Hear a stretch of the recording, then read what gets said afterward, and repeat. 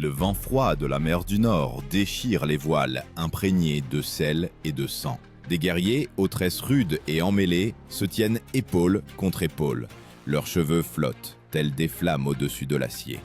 Pourquoi donc ces hommes, qui vivaient pour la bataille, ne se coupaient-ils pas les cheveux à l'instar des Romains ou des Saxons? Pourquoi chaque Viking considérait-il les longues mèches comme une partie de sa force?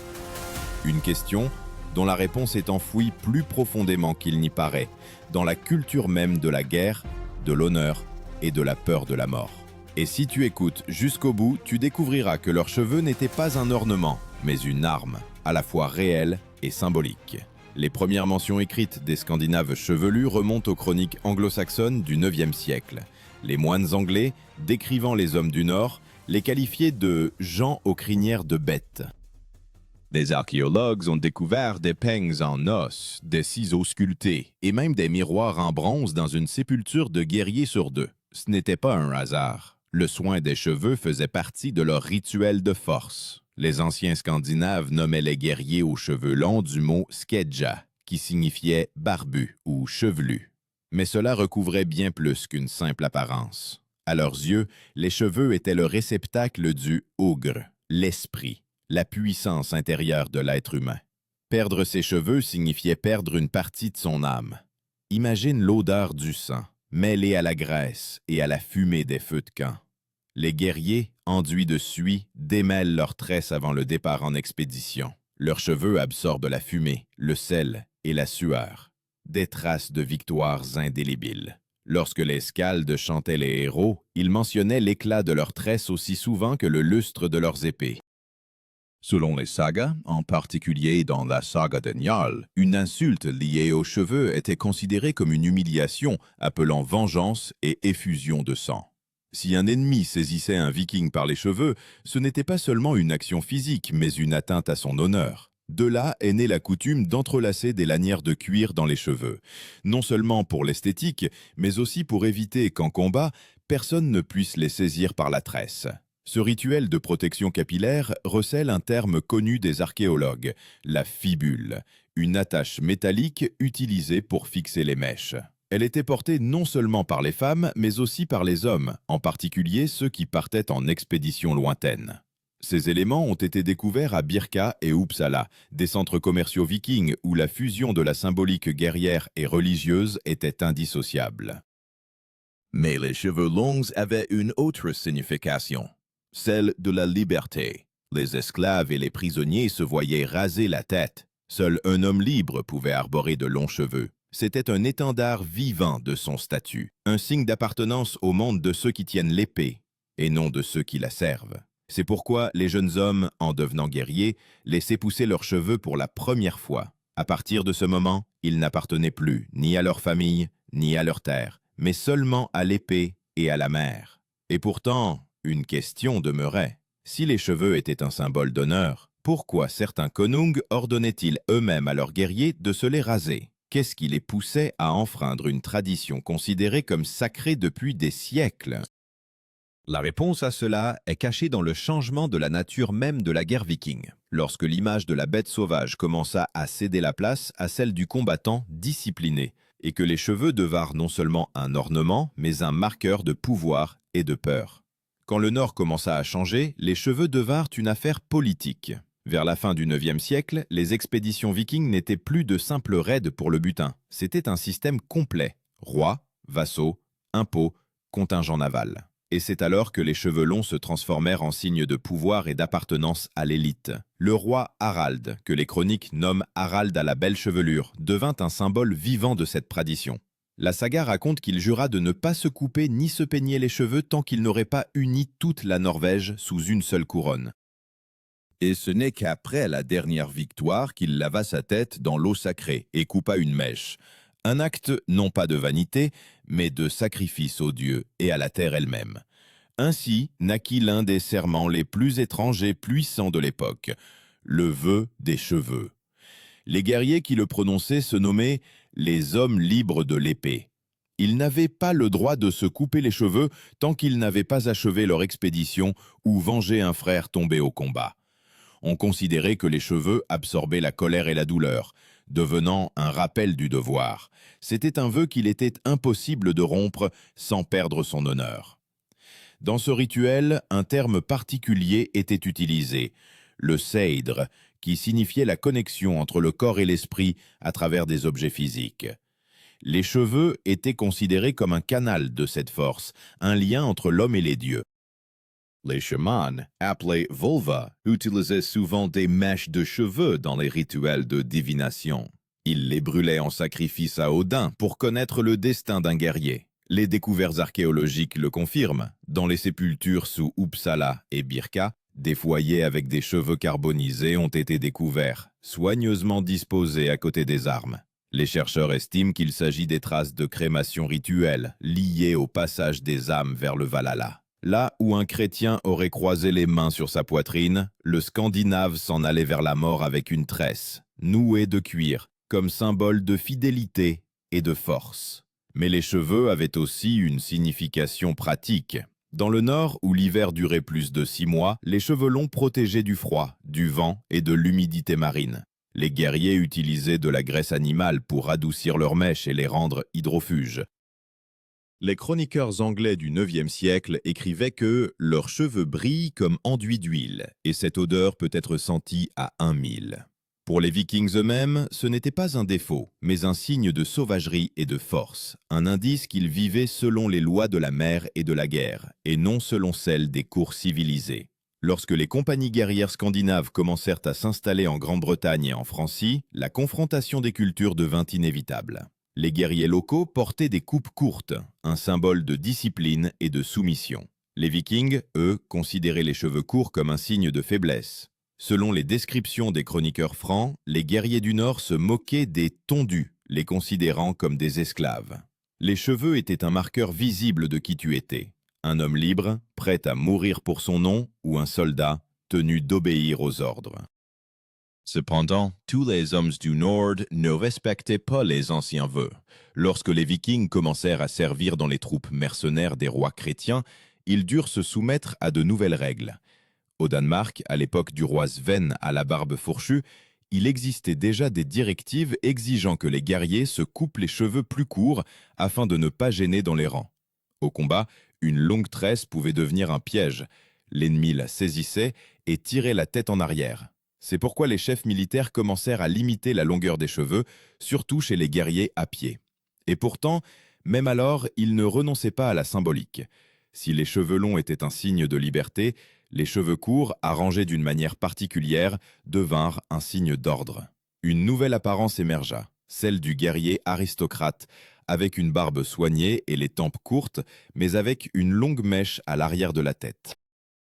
On l'appelait Heardlock, du mot Heard qui désignait la garde personnelle du roi. Ce style distinguait l'élite, ceux qui avaient le droit de se tenir aux côtés du konung. Ainsi, les cheveux se transformèrent en un signe militaire, comme un bouclier ou un blason. Perdre une mèche signifiait perdre son statut, être banni du cercle des élus. Dans les sagas de Harald le Sévère, il est dit qu'il coupa lui-même les cheveux d'un guerrier qui avait jeté son épée sur le champ de bataille, et celui-ci mit fin à ses jours par honte.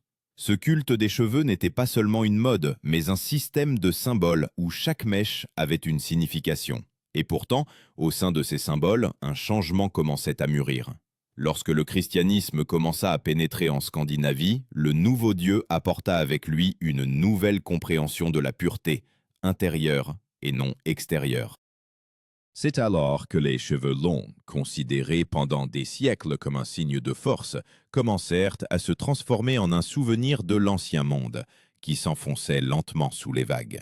Mais avant de disparaître, ils ont éclaté une dernière fois, comme un signe de la dernière résistance de l'ancienne foi. Le Xe siècle fut une époque de confrontation entre les dieux, anciens et nouveaux. La flamme des feux de joie païens fumait encore, mais déjà les premières églises chrétiennes s'élevaient à proximité, et les cheveux, autrefois symboles de fureur et de liberté, devinrent un sujet de discorde entre la foi et la tradition. Dans les sagas nordiques de cette époque apparaît souvent l'image du guerrier tondu, un homme qui avait accepté la nouvelle foi, mais n'avait pas encore pu renoncer à son ancien sang. Ce n'est pas simplement une transition religieuse, c'est un point de rupture identitaire. Les missionnaires chrétiens arrivés du Sud enseignaient l'orgueil est un péché et l'homme doit être humble non seulement dans son cœur, mais aussi dans son apparence. Dans les cheveux longs, ils voyaient un symbole de sauvagerie, d'incontrôlabilité, de l'instinct bestial. Dans certaines régions, notamment au Danemark et aux îles Orcades, les prêtres exigeaient que les nouveaux convertis se coupent les cheveux courts, comme un signe de soumission au Christ. Et l'archéologie le confirme. Dans les couches de la fin du Xe siècle, on trouve de plus en plus de sépultures d'hommes aux cheveux et barbes soigneusement coupés, la trace de la manière dont la foi commença à dicter l'apparence. Mais pour les guerriers, c'était une trahison. Ils croyaient que les cheveux n'étaient pas un ornement, mais un vœu, une mémoire des ancêtres. Dans les poèmes de cette époque, on entend souvent la phrase « Mieux vaut mourir avec ses cheveux que vivre sans eux ». Même parmi les chefs chrétiens, il restait ceux qui conservaient secrètement l'ancienne symbolique. L'un d'eux, le jarl Håkon Sigurdsson, souverain de Norvège, qui avait officiellement accepté le baptême mais continuait à offrir des dons à Odin. Les chroniques racontent qu'il portait de longs cheveux peignés en arrière, imprégnés de graisse, un signe de force que ni l'Église ni les rois n'avaient pu lui ôter.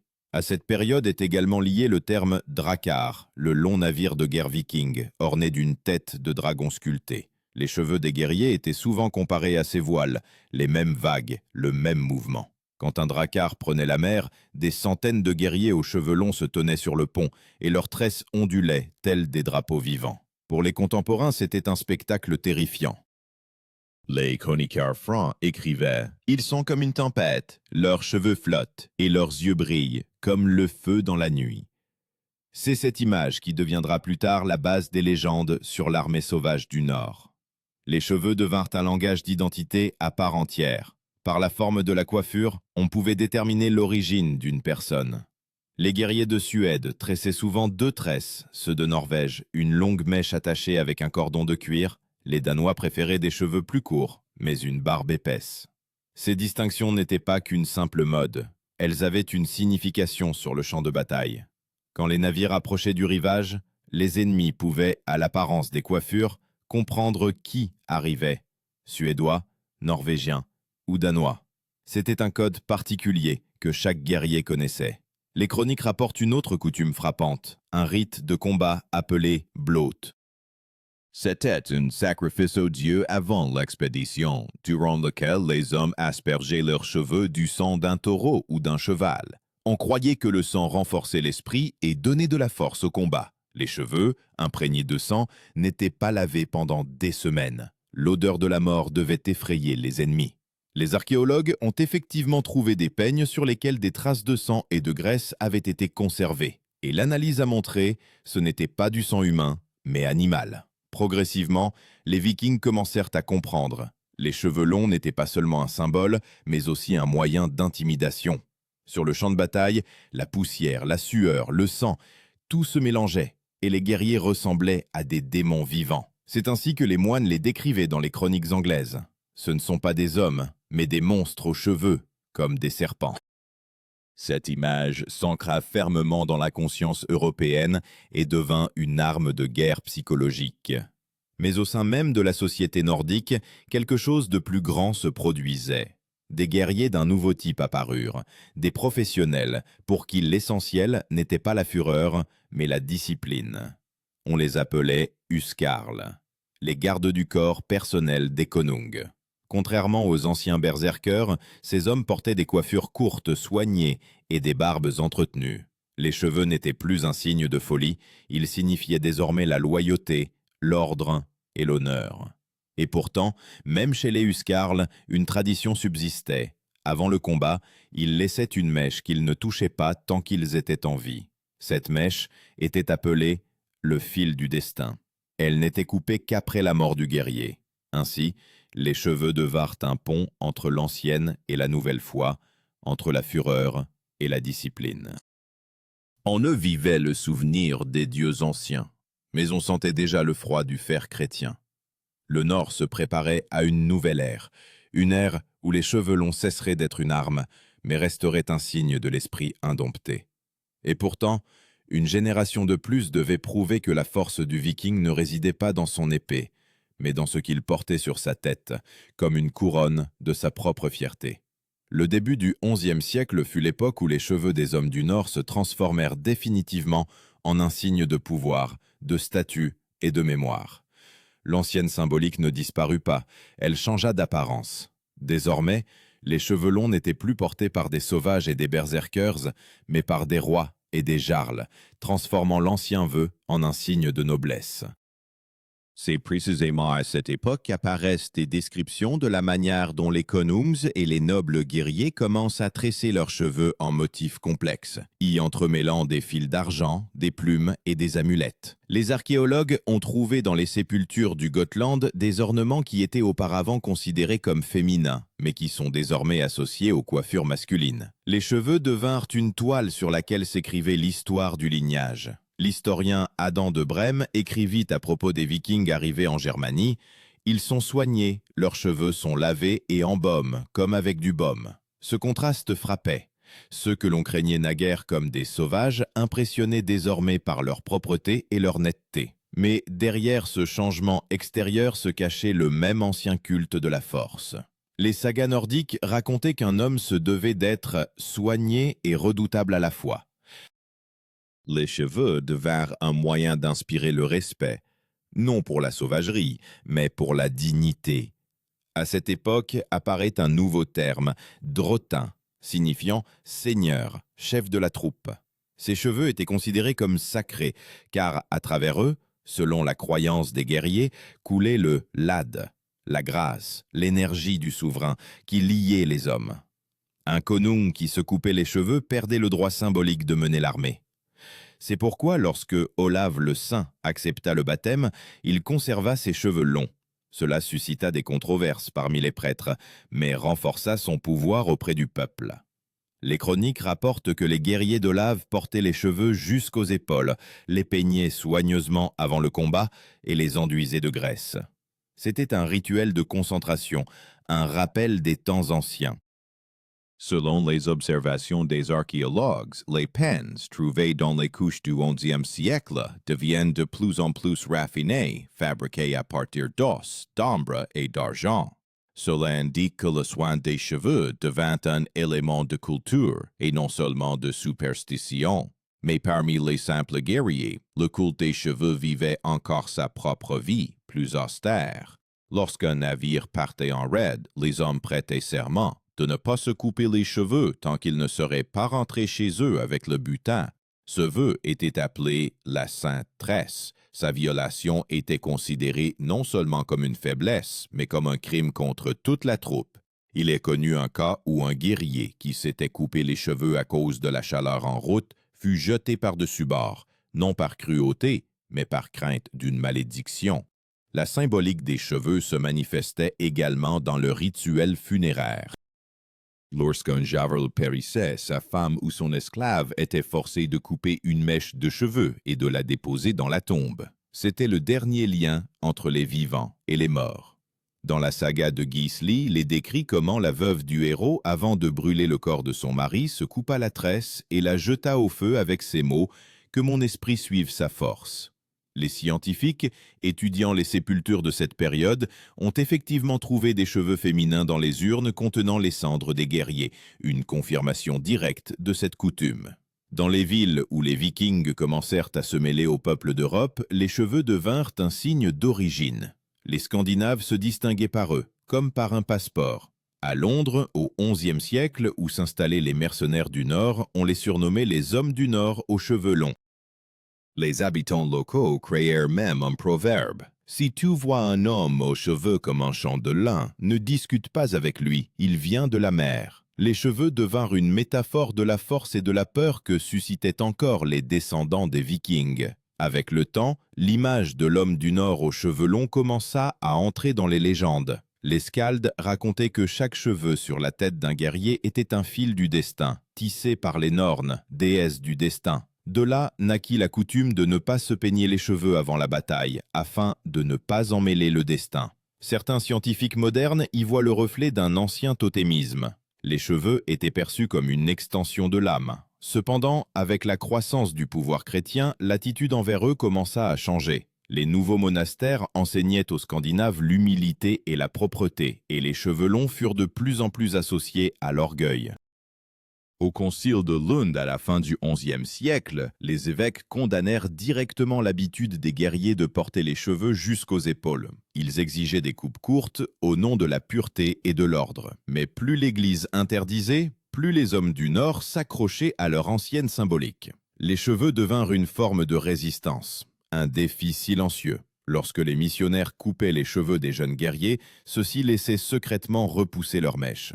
Et même parmi les prêtres, il y avait ceux qui continuaient secrètement à croire en leur pouvoir. Une chronique islandaise a conservé cette note. Le vieux moine, avant de mourir, dit « Ne touche pas aux cheveux tant que l'esprit n'a pas quitté le corps, car la mémoire y demeure ». Cette phrase, peut-être, reflète le mieux l'attitude des hommes du Nord envers les cheveux à cette époque, non comme un ornement, mais comme une partie vivante de l'homme lui-même. Et pourtant, un nouveau soleil se levait déjà sur la Scandinavie. Les anciennes croyances s'éteignaient, les berserkers disparaissaient, et des psaumes résonnaient à la place des chants des skalds. Mais les cheveux, ces témoins silencieux des changements, ont conservé ce que ni l'épée ni la croix n'ont pu détruire. La conviction que la force de l'homme ne commence pas avec l'arme, mais avec ce qu'il porte sur lui, comme un étendard. Au milieu du XIe siècle, le monde viking n'était plus celui que connaissaient les ancêtres. Le commerce remplaça les pillages, les églises chrétiennes supplantèrent les sanctuaires d'Odin, et il semblait que le vieux Nord s'éteignait. Mais c'est précisément alors que les cheveux longs des Vikings acquirent une nouvelle signification. Ils devinrent un symbole de la mémoire de la liberté. Les guerriers, qui se souvenaient encore des serments anciens, les portaient non par mode et non pour les dieux, mais pour ne pas oublier qui ils avaient été. Les chroniques de l'époque relatent l'armée rassemblée par le roi Knut le Grand, celui-là même qui régna non seulement sur le Danemark et la Norvège, mais aussi sur l'Angleterre. Sa troupe était composée des meilleurs guerriers du Nord, et presque tous portaient les cheveux longs, malgré les ordres des prêtres. Les moines anglais écrivaient avec réprobation. Ils gardent leurs cheveux longs, tels des lions, et en sont fiers comme d'une arme. Et ce n'était pas une exagération. Les cheveux restaient encore un signe d'appartenance à la fraternité guerrière, un rappel que leur monde était bâti non sur la prière, mais sur les épées. Les huskarls, la garde personnelle du roi, jouaient un rôle particulier. Contrairement aux soldats ordinaires, ils conservaient des éléments de l'ancienne symbolique. Ils tressaient une mèche à l'arrière de la tête et l'enroulaient d'un fil d'argent. Cette mèche s'appelait Konungsar, le cheveu du roi. On croyait que, tant qu'elle était intacte, le guerrier était lié par un serment de fidélité au souverain. Les archéologues ont découvert des rubans d'argent gravés de runes qui auraient pu être utilisés précisément pour ce rituel. C'était un fil invisible entre l'ancien monde païen et la nouvelle monarchie. Mais tous n'acceptaient pas cette nouvelle discipline. Dans les terres du Nord, aux confins de la Norvège et de l'Islande, vivaient encore des gens qui se nommaient les vieux croyants de l'épée. Ils rejetaient l'Église et les rois, mais conservaient pieusement les anciennes traditions, y compris le culte des cheveux. Selon les témoignages des sagas islandaises, ces hommes ne se coupaient les cheveux que dans 2 cas, lorsqu'ils perdaient leur honneur ou lorsqu'ils désiraient eux-mêmes quitter la vie. Pour eux, les cheveux n'étaient pas seulement une partie du corps, mais la dernière preuve de liberté. L'un des derniers à incarner cet ancien vœu fut Harald le Sévère, ce même konung qui périt à la bataille de Stamford Bridge en 1066. Les contemporains écrivaient que ses cheveux étaient si longs qu'il fallait les tresser en 3 nattes. Avant la dernière bataille, il ordonna à ses guerriers de délier leurs cheveux, afin que le vent du Nord les parcourt comme le souffle des dieux. Lorsqu'il tomba, son corps fut identifié précisément par ses cheveux, entrelacés d'un ruban d'or, symbole que même la mort ne peut priver un homme de sa force s'il tient son serment. Le terme qui désignait alors les guerriers aux cheveux longs était « langhair », du vieux norrois aux longs cheveux. Il sonnait déjà presque comme un surnom d'un temps révolu. Dans les chants des skalds, les langhairs étaient mentionnés comme les derniers enfants de la mer. Leurs cheveux étaient comparés aux chemins des navires et les mèches aux vagues sur lesquelles s'envolent les âmes. Dans un poème islandais, il est dit « Quand la mer appelle, les cheveux du guerrier se dressent, tels des voiles ». Il est intéressant de noter que même parmi les peuples conquis par les Vikings, des traces de respect pour cette tradition ont subsisté. Dans l'épopée anglaise Beowulf, enregistrée après la christianisation, le héros est décrit comme un guerrier aux cheveux qui brillent comme l'acier. Les chercheurs estiment que cette image est née sous l'influence des hommes du Nord. Les cheveux devinrent une métaphore de la bravoure que ni le sang, ni le temps ne pouvaient effacer. Lorsque les anciennes troupes se sont dispersées et que leurs descendants sont devenus propriétaires terriens, les cheveux longs sont passés en héritage. Ce n'était plus un signe de guerre, mais un symbole de lignage. Dans certaines familles de Scandinavie, il existait une coutume de conserver une mèche de cheveux d'un ancêtre dans un coffret en bois, le min. C'était une sorte de relique, une preuve d'origine. De tels coffrets sont encore découverts aujourd'hui dans d'anciens tumulus. À l'intérieur gisent des mèches tressées entourées de fils de cuivre. Progressivement, dans l'esprit des gens, les cheveux devinrent non pas une arme, mais une mémoire. Mais une mémoire dans laquelle vivait encore la fierté. Même des siècles plus tard, quand les Vikings n'existaient plus, leur image perdura à travers les longs cheveux des guerriers nordiques, des paysans suédois, des marins norvégiens, des skaldes islandais. Les cheveux devinrent un rappel silencieux d'un monde où l'honneur valait la vie et où la force ne se mesurait pas au nombre de terres, mais à la longueur de la mèche que l'on avait gagnée par le sang. Cependant, ce symbole connut une autre transformation. Dans les chroniques médiévales tardives, on peut lire comment les moines condamnaient déjà les cheveux longs comme une trace de barbarie. Mais c'est précisément ce mépris qui permit à la mémoire de survivre. Tout ce qui est interdit vit plus longtemps. Les gens racontaient encore des histoires de guerriers qui ne laissaient personne toucher leur tête, même avant la mort. Ils disaient que tant que les cheveux étaient intacts, l'esprit n'était pas soumis. Ainsi, le vieil engagement, jadis prononcé sous le rugissement de la tempête et le cliquetis des épées, se transforma en une légende culturelle. Les cheveux devinrent le dernier pont entre les époques, entre la mer et la croix, entre la liberté et la loi. Et bien que le monde ait changé, leur signification est restée la même. La force du viking ne meurt pas. Elle se cache simplement sous la peau, comme une mémoire tressée dans une natte. Lorsque les tempêtes du Nord se sont apaisées et que les épées ont depuis longtemps rouillé, la légende des guerriers aux cheveux longs n'a pas disparu.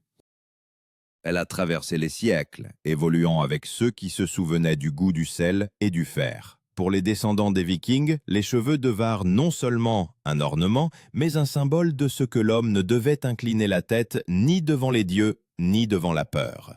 Même au XIIIe siècle, alors que la Scandinavie vivait déjà selon les lois de l'Église, les sagas continuaient de dire « Dans les cheveux du guerrier dort son destin ». Les archéologues, en explorant les sépultures anciennes, trouvaient des restes de peignes, de ciseaux, d'amulettes, des objets qui accompagnaient les hommes du Nord de la naissance à la mort. En eux vivait le souvenir d'un temps où chaque contact avec les cheveux était un rituel.